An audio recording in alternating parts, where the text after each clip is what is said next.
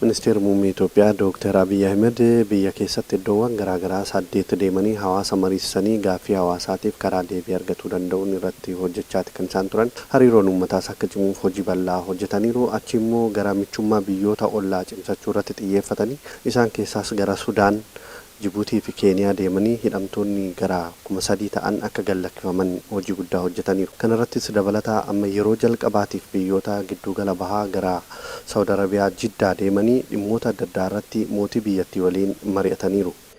Mootii Jiddaa Mohammed bin Salmaanii fi qondaaltota mootummaa waliin kan mari'atan Dr. Abiyyi waa'ee hariiroo dinagdee fi hawaasummaa ijoo godhatan. Dr. Abiyyi haadha Mohammed Abdulaaziz waliinis mari'ataniiru. Mohammed daa'imummaa isaa waggaa 4tti funyaan isaa irratti foon dabalataa biqilaan wallaansa baqaqsanii yaaluu salphaaf hospitaala kan seene. Haa ta'u malee dogoggora yaalaa Dr. Sulamahaa Faakii uumeen waggoota 12f sireerra ciisuuf dirqameera. Hanga ammaattis dammaquu hin dandeenye. Mohammed amma waggoota 16 ta'eera. Haati isaa aadde Haliimaa Muzammilis dararaa hedduun itti arge. Guyyoota 12 miti waggoota 12dha. Amma garuu mootummaa rakkina koo akka rakkina isaatti ilaale argachuu kottan gammade jedhu. የልጁ አባት ከመካ እየተመላለሰ ነው የሚሰራው። ልጁን ያስተምራል፣ የቤት ኪራይ ይከፍላል። ብዙ መከራ ነው ያለፈው። ልጁ እንደዚህ አልጋ ላይ ተኝቶ ግብር እየተከፈለለት ነው። በቃ መንግስት ቆሞልኛል ማለት ይችላል። በቃ ይሄ ነው መንግስት በቃ ለኔ ድሮም ያልኩት ነው።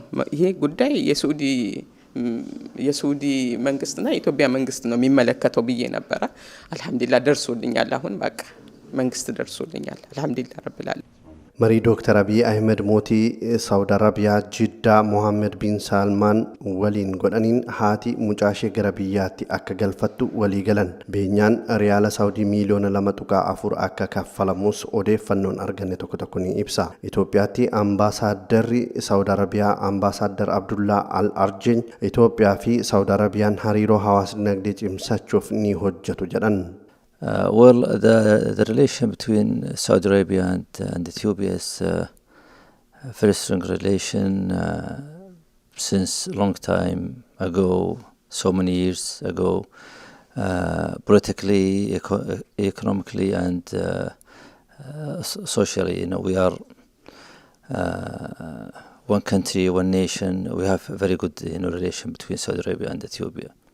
Well, the government of Saudi Arabia will invest in Ethiopia and agriculture, energy, roads, and so many sectors.